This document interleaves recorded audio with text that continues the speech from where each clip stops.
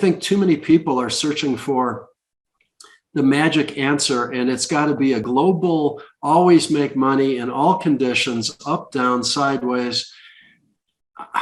I have never found that. Fact is, you still have to buy, you still have to sell. If I see all green on the screen, it almost scares me. If you look at some of those guys in there, they're no longer around.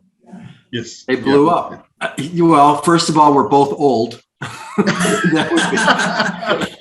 That will give them the buy sell indicators that'll always be right or whatever. They keep searching for it. And that is the least important, I think, in successful trading.